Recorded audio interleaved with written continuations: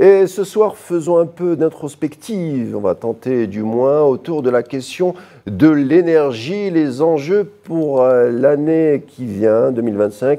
On ne vous apprend rien en vous disant que l'énergie fait tourner le monde. Par conséquent, l'énergie est un domaine hautement stratégique. 80% de toute l'énergie consommée dans le monde est le pétrole. Quel lien entre l'énergie donc et la géopolitique pour le calendrier de 2025? On en parle avec notre invité du jour, c'est tout de suite.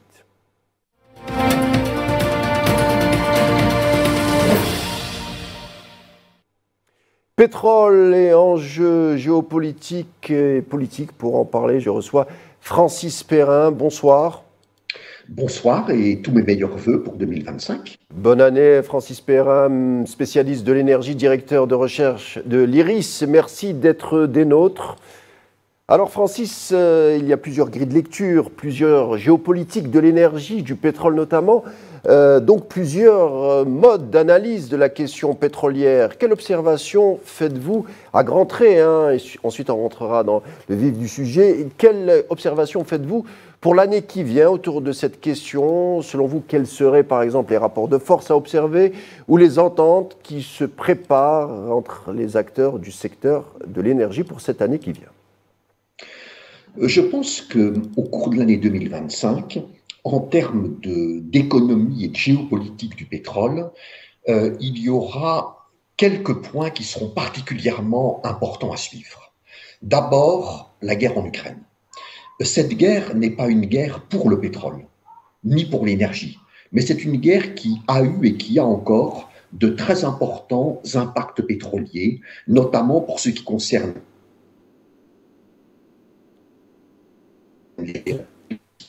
notamment la Russie et l'Union européenne.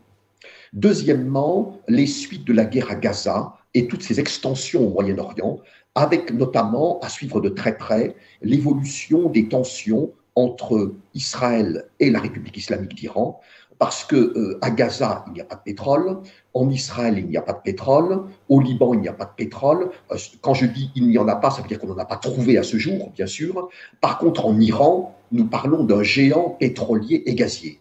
Donc, plus l'Iran serait au conditionnel, impliqué dans des tensions au Moyen-Orient liées directement ou pas à la guerre à Gaza, plus il est probable que cela aura un impact sur le pétrole et sur le gaz, donc sur les hydrocarbures. Troisième élément clé, l'arrivée au pouvoir à la Maison-Blanche à partir du 20 janvier, c'est-à-dire quasiment demain, de Donald Trump pour son deuxième mandat. On sait que Donald Trump est très favorable aux énergies fossiles. Énergie fossile, c'est pétrole, charbon, gaz naturel. Qu'il veut encourager la production d'énergie fossile aux États-Unis, notamment la production de pétrole. Et il faut avoir en tête que les États-Unis sont déjà le premier producteur mondial de pétrole et le premier producteur mondial de gaz, dans les deux cas devant la Russie, avant même que M. Trump remette un pied à la Maison-Blanche. Or, il veut pousser encore à la hausse la production d'énergie fossile des États-Unis, dont celle de pétrole. Et s'il arrive à faire cela, évidemment, ça aurait un impact sur les prix du pétrole, parce qu'il y aurait une abondance encore plus grande de pétrole sur le marché. On suivra également de près les réunions de l'OPEP+, OPEP+. Donc l'OPEP, c'est 12 pays exportateurs de pétrole, l'Algérie en fait partie. L'OPEP+, c'est 22 pays exportateurs de pétrole, l'Algérie fait partie de l'OPEP+. Et ces organismes, ou cette alliance, organisme OPEP, alliance OPEP+, se réunissent régulièrement et vont continuer à se réunir en 2025 pour ajuster leur production en vue d'avoir un impact sur les prix et notamment d'empêcher une baisse des prix du pétrole en 2025. Donc, ce seront évidemment des réunions à suivre et on parlera bien sûr également de la COP25 à l'automne 2025 à Belém au Brésil. On sait très bien que le changement climatique est fortement lié à la production et à la consommation d'énergie fossile, pétrole, charbon, gaz naturel. Donc, ce qui se passe lors de ces COP, si en tout cas il y a des décisions, peut aussi avoir un impact sur les enjeux pétroliers et gaziers. Alors Francis, on va parler naturellement de tout ça. On est bien aujourd'hui au sein d'une civilisation pétrole. Aucune économie, aucune famille, aucune pratiquement personne au monde ne peut s'en passer. Pourtant, une certaine littérature nous alertait dans les années 70-80 sur le pic pétrolier à venir. C'est à ce moment-là, il y avait une abondance de littérature qui disait que c'était la fin de cette énergie fossile. Cela doit peut-être un peu vous amuser, surtout qu'en 2024, l'Agence internationale de l'énergie dit que le monde sera confronté à une capacité de pétrole excédentaire d'ici 2030. Donc, conséquence, une chute des prix. Est-ce que ce pic pétrolier vous fait plutôt sourire? Au contraire, vous nous dites prudence. Alors, vous avez raison de rappeler que depuis très longtemps, on nous annonce, de nombreuses personnes, y compris des personnes très intelligentes d'ailleurs, nous annoncent un pic pétrolier qui serait une catastrophe mondiale. Et en fait, on trouve même des personnes il y a un siècle, qui nous annonçaient déjà un pic pétrolier. Et dans les années 70, on nous disait, en gros, en 2000, fin du pétrole, fin du monde. Nous sommes en 2025. Ce n'est pas la fin du pétrole, ce n'est pas la fin du monde. Le monde a certes des difficultés, bien sûr, mais ce n'est pas la fin du monde. Et en 2024, donc l'année qui vient de se terminer, le monde n'a jamais produit autant et consommé autant de pétrole dans toute l'histoire mondiale. Donc, on est loin d'un pic. Et la plupart des prévisionnistes, l'AIE, Agence internationale de l'énergie dont vous venez de parler, l'OPEP, l'Organisation des pays exportateurs de pétrole, le département de l'énergie des États-Unis, toutes les sources un petit peu fiables nous disent qu'en 2025, on va produire et consommer encore plus de pétrole que 2024. Donc nous ne sommes pas à un pic, nous sommes à une montée. Nous continuons à monter la montagne pétrole. Alors cela dit, un jour il y aura un pic. Je ne dis pas que ce pic n'existera jamais. Il y a un proverbe boursier en France qui dit que les arbres ne montent jamais jusqu'au ciel. Eh bien, il en est de même pour la production et la consommation de pétrole. Mais ce qui est clair, c'est que ce pic, on n'y est pas encore, puisqu'on continue à monter en termes de production et de consommation, et qu'en 2024, on a battu tous les records mondiaux pour le pétrole. Est-ce que ce n'est pas sans rapport avec la période peut-être du Covid où il y a peut-être une récession à cause de cette pandémie mondiale et puis après le post-Covid, on a tenté de rattraper peut-être le retard. Qu'est-ce que le lien entre le Covid et la croissance mondiale et le pétrole, qu'est-ce que vous en pensez? Est-ce que ce bond n'est pas dû à un retour à la consommation, tout simplement? Alors, 2020, pandémie de Covid-19, on s'en souvient bien sûr, et je pense qu'on s'en souviendra jusqu'à la mort, parce que c'était quand même unique dans notre vie. On confine des milliards de personnes. Quand vous êtes confiné, plus de déplacement. Vous ne prenez pas l'avion quand vous êtes confiné. Vous ne partez pas dans une croisière. Vous ne prenez même pas votre voiture. Donc, la consommation de carburant pétrolier baisse. Donc, la consommation de pétrole baisse, donc les prix du pétrole chutent. C'est ce qui s'est passé en 2020. Et après, à partir de 2021, on est reparti à la hausse pour la consommation, la production de pétrole et les prix du pétrole. Et en 2022, on a continué à monter, et en 2023, encore un peu, et en 2024, encore un peu. En 2023, déjà, on était dans une année record pour la consommation et la production mondiale de pétrole. On avait rattrapé et doublé 2019, qui était le record précédent, avant l'effondrement de 2020. Et en 2024, on est encore monté. Donc vous avez raison, il y a en partie un rattrapage post-2020, post-pandémie de Covid, mais le rattrapage, on n'est pas revenu à l'avant 2019, record précédent. On a dépassé ce record précédent en 2023, puis en 2024, et on va encore le dépasser en 2025. Donc il y a une partie rattrapage, mais ça n'explique pas tout. C'est aussi une poursuite de la croissance pétrolière mondiale. Pourquoi? Qu'est-ce qui fait croître le pétrole au niveau mondial? Ce n'est pas les pays développés, parce que ces pays consomment déjà énormément de pétrole. Ils sont arrivés, eux, en gros, à un plateau, voire l'Union européenne a une légère baisse. Mais les pays émergents et en développement, l'Asie, le Moyen-Orient, l'Afrique, l'Amérique latine, ces pays dans ces régions consomment de plus en plus de pétrole et de plus en plus d'énergie fossile et de plus en plus d'énergie. Donc ce sont ces pays-là qui tirent à la hausse la consommation mondiale de pétrole, d'énergie fossile et de toutes les énergies dans leur ensemble. Sur une autre thématique, Francis, il y a plusieurs types de pétrole. Je parle sous votre contrôle. Par exemple, le naphtha est dédié à la transformation vers le plastique par la pétrochimie. Il y a le Brent, le cours est actuellement de 76 $. Alors j'ai envie de vous poser une question. Est-ce que le prix réel aujourd'hui du pétrole, par exemple prenons le Brent avec 76 dollars, est-ce qu'il est appuyé sur ce schéma de l'offre et de la demande quand on connaît le poids de la spéculation au niveau des prix? Aidez-nous à y voir un peu plus clair. Vous l'avez rappelé à juste titre, si on prend le pétrole Brent, un pétrole produit en mer du Nord, donc Europe. Mer du Nord, concrètement, ça veut dire Norvège, Royaume-Uni. Et c'est l'un des prix du pétrole les plus importants dans le monde. Quand souvent on parle des prix du pétrole, on parle souvent, pas toujours, mais des prix du Brent. 76 dollars par baril, donc il y a 2 jours, vendredi, avant la clôture des marchés pour le week-end. Est-ce que ce prix reflète les équilibres de marché offre-demande? Est-ce qu'il reflète la spéculation? Est-ce qu'il reflète la géopolitique mondiale? Eh bien, la réponse, c'est qu'il reflète tout ça à la fois.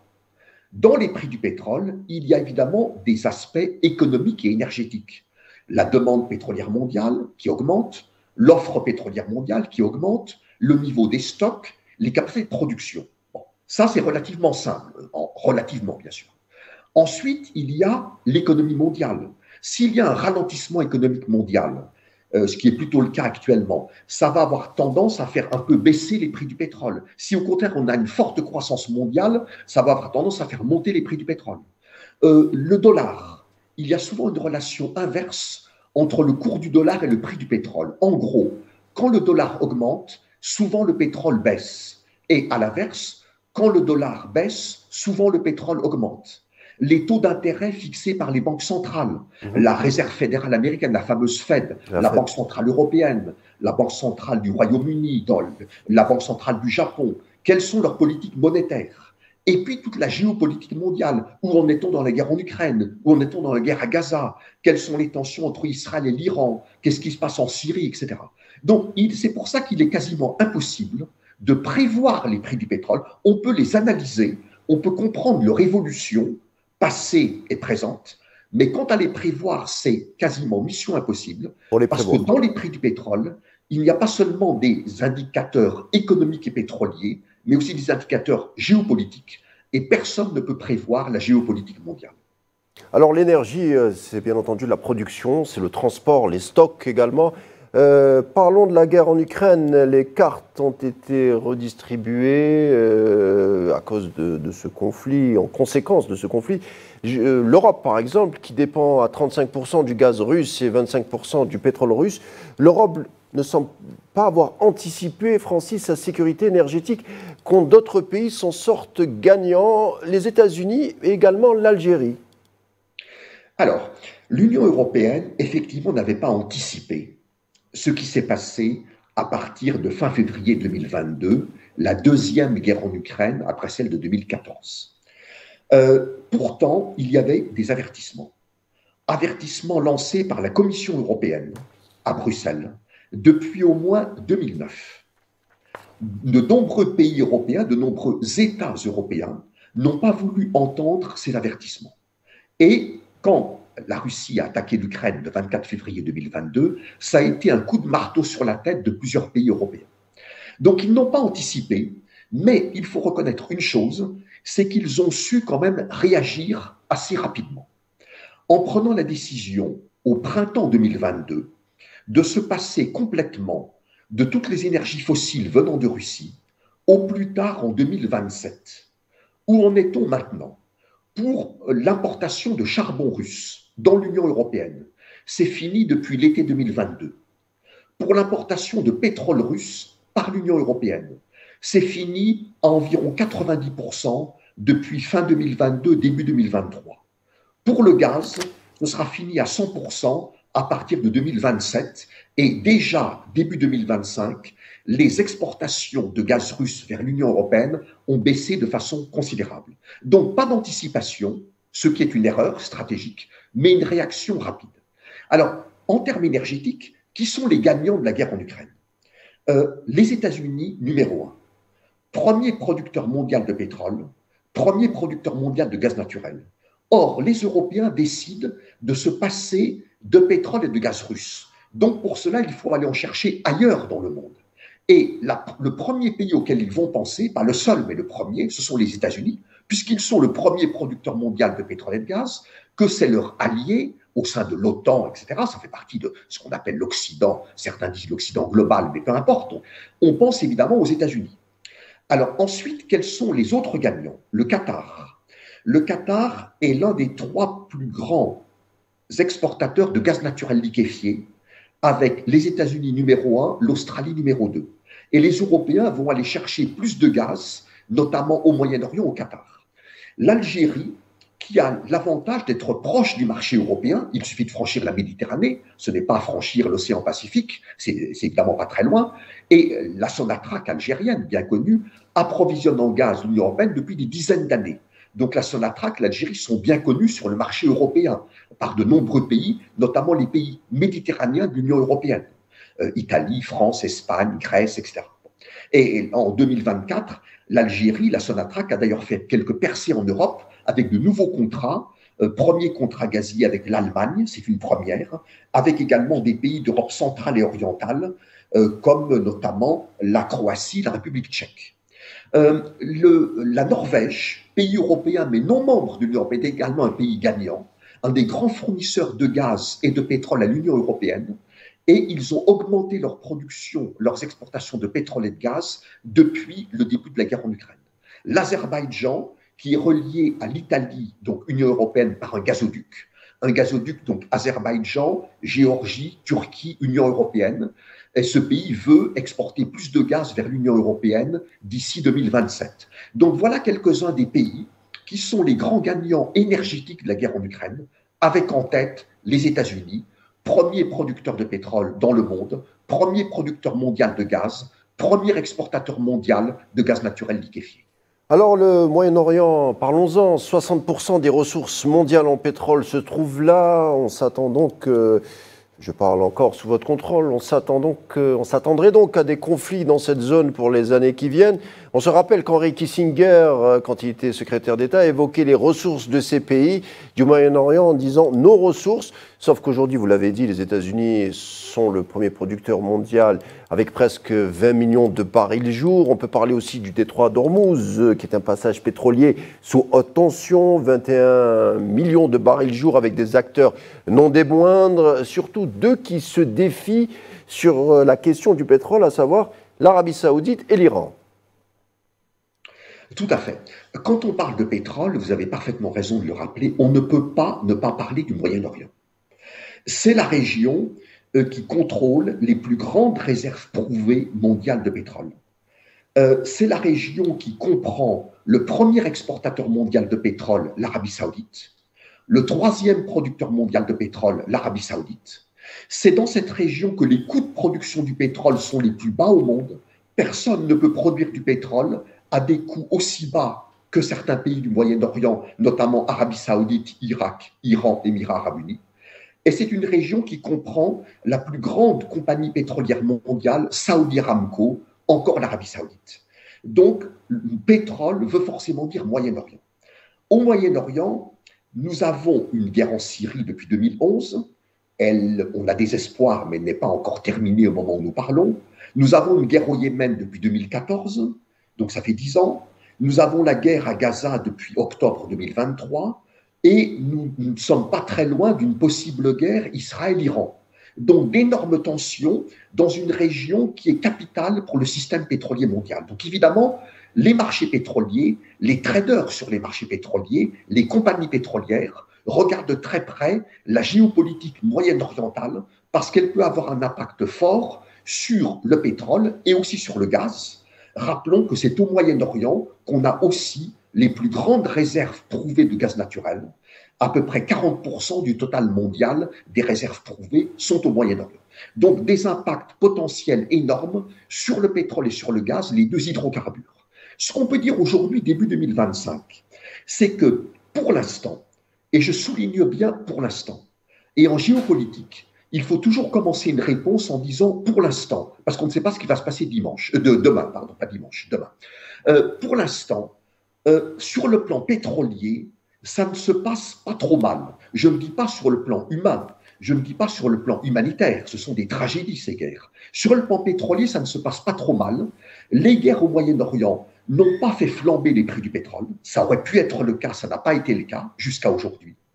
Les guerres au Moyen-Orient n'ont pas fait baisser la production de pétrole de cette région. Les guerres au Moyen-Orient n'ont pour l'instant pas fait baisser les exportations de pétrole du Moyen-Orient. Donc pour l'instant, les milieux pétroliers se disent, jusqu'à présent, ça va bien pour nous, pétroliers. Ça ne va pas bien, évidemment, pour les gens qui sont tués, blessés, mutilés au Moyen-Orient dans ces guerres, ces multiples guerres. Mais sur le plan pétrolier, le monde s'en tire pas trop mal, mais avec de grandes questions, de grandes incertitudes pour 2025. Est-ce qu'on va réussir à stabiliser la situation? Est-ce qu'on va aller vers une trêve à Gaza, sinon un accord de paix? Est-ce qu'on va éviter une guerre Israël-Iran? Comment va évoluer la situation en Syrie? Plein de questions auxquelles personne n'a de réponse certaine, donc des incertitudes géopolitiques et donc des incertitudes pétrolières et gazières. Alors, on a d'autres questions à vous poser au sujet d'une autre zone, la zone, le sud de l'Asie, avec le détroit de Malacca en Indonésie, où 80% des approvisionnements qui vont vers la Chine, vers le Japon et vers la Corée du Sud, des approvisionnements qui passent par là. Et on observe, Francis, des porte-avions américains qui se concentrent non plus au Moyen-Orient, mais de plus en plus dans cette zone, et on comprend très bien, ça illustre cette confrontation sino-américaine sur fond de guerre de l'énergie. La Chine, on a parlé tout à l'heure des tronçons de l'énergie, la Chine ne semble pas avoir sécurisé ses routes de l'énergie, car dotée seulement de 4 porte-avions, quand les États-Unis en ont 11. Qu'est-ce que vous en pensez? La Chine est un grand producteur de pétrole, ce qu'on ne sait pas forcément beaucoup. En gros, c'est le 6e producteur mondial de pétrole, ce qui est quand même très bien. Mais la Chine est aussi le 2e consommateur mondial de pétrole après les États-Unis. Et la Chine est également le premier importateur mondial de pétrole. Donc, ce pays consomme tellement de pétrole que bien qu'étant un gros producteur, il est en même temps le premier importateur mondial de pétrole. Et une grande partie de son pétrole vient du Moyen-Orient. Pourquoi? Parce que c'est là où il y a le plus de pétrole. Et quand on a des besoins énormes, ce qui est le cas de la République populaire de Chine, on essaie de faire venir du pétrole de partout dans le monde, hein, et ils vont en chercher partout. Mais on ne peut pas échapper au Moyen-Orient qui contrôle les plus grosses réserves prouvées. Or, au Moyen-Orient, quelle est la puissance dominante? Ce n'est pas la Chine, c'est les États-Unis. Le grand adversaire stratégique de la République populaire de Chine. La géopolitique au XXIe siècle sera marquée par plusieurs tensions clés, mais la tension numéro 1, c'est celle entre les 2 premières puissances mondiales, États-Unis numéro 1, Chine numéro 2. Sachant que le numéro 2, la Chine, voudrait devenir le numéro 1 et que le numéro 1, États-Unis, n'a pas envie de devenir le numéro 2, ce qui crée des tensions. Les États-Unis, première puissance mondiale et grande puissance énergétique, beaucoup plus que la Chine, en tout cas sur le pétrole et le gaz, sont aussi la première puissance militaire mondiale. La Chine a un budget militaire évalué en gros à peut-être 250 milliards de dollars, mais les États-Unis ont un budget militaire qui est de plus de 850 milliards de dollars. Donc au moment où nous parlons, les États-Unis restent la première puissance militaire mondiale et ça se voit dans leur capacité à être présents à peu près partout dans le monde, dans l'Asie, en Asie évidemment, détroit de Malacca, mer de Chine de l'Est, mer de Chine du Sud, pour faire face à la puissance montante chinoise, au Moyen-Orient pour faire face aux différentes crises, en Europe par rapport à la guerre en Ukraine. C'est la seule puissance aujourd'hui qui, militairement, peut être à peu près partout, sur tous les théâtres de tension de notre planète. Alors on va parler, pour finir, Francis, rapidement d'un pays qu'on connaît un peu, l'Algérie, qui s'est classé au 7e rang mondial en matière de volume exporté en gaz naturel en 2023 avec un total de 52 milliards de mètres cubes et devient, on l'a dit tout à l'heure, le premier fournisseur de gaz envers l'Europe devant la Russie et la Norvège. Parlez-nous de cet acteur qu'est l'Algérie en tant qu'analyste de la question énergétique, Francis. L'Algérie est un pays pétrolier et gazier. C'est un pays plus gazier que pétrolier, même si ce pays a des ressources significatives de pétrole. Sur le gaz, l'Algérie fait face à un défi qui n'est pas nouveau. Ce n'est pas seulement en 2025, c'est depuis plusieurs années. La consommation gazière du pays augmente. Augmentation de la population, développement de l'économie, développement de projets industriels qui consomment du gaz. Donc, il faut augmenter la production pour satisfaire une consommation interne en hausse. Et en même temps, l'Algérie veut rester un important exportateur de gaz, notamment vers l'Union européenne. Donc, il faut produire plus pour satisfaire des besoins nationaux croissants et des besoins à l'exportation. Ou alors, il faut substituer d'autres énergies au gaz naturel pour satisfaire les besoins nationaux de l'Algérie. C'est un défi important, satisfaire les besoins nationaux, priorité de n'importe quel gouvernement, et rester un acteur important à l'exportation. Alors, en 2025, on suivra, avec ce défi en tête, on suivra attentivement au moins deux éléments clés. Premièrement, en octobre 2024, Al-Naft, qui est l'Agence nationale pour la valorisation des ressources en hydrocarbures, a lancé un appel d'offres. Donc, elle invite la Sonatrach et des compagnies pétrolières étrangères à présenter des offres pour obtenir des permis. On connaîtra le résultat de cet appel d'offres au printemps 2025. Très bien. Et il sera intéressant de voir quelles sont les sociétés algériennes, surtout Sonatrach, et étrangères, qui auront présenté des offres pour ces permis. Deuxième point à suivre de très près, les négociations entre Sonatrach et deux géants pétroliers américains, ExxonMobil et Chevron. Ce sont les deux plus grands pétroliers américains dans cet ordre. Premièrement, ExxonMobil, deuxièmement, Chevron. Et ce sont deux des 5 plus grands pétroliers privés mondiaux. Alors, qu'est-ce qui se passe? ExxonMobil et Chevron ont signé en 2024 avec la Sonatrach, il faut conclure, chacun séparément, un protocole d'accord. Ce n'est donc pas un contrat ferme. C'est un point d'étape. Ils sont en train de négocier avec la Sonatrach pour obtenir des permis pour faire de l'exploration et peut-être ensuite du développement, peut-être ensuite de la production, notamment axé sur du gaz qu'on appelle souvent gaz de schiste. On suivra. Et ça, c'est un enjeu énorme parce que l'Algérie a un très gros potentiel de gaz de schiste. Très bien. Et si en 2025, des contrats étaient signés entre la Sonatrach et ExxonMobil et la Sonatrach et Chevron, ce serait un élément très important pour aller dans le sens de la résolution de ce dilemme algérien. Marché national, marché à l'exportation. Merci Francis, on suivra ça attentivement. Ce sera le mot de la fin. Francis Perrin était avec nous ce soir pour parler de la géopolitique du pétrole. Un vrai plaisir de discuter avec vous, Francis. Merci beaucoup. Notre édition du jour arrive à sa fin. Merci de l'avoir suivi. Excellente soirée sur Al24 News.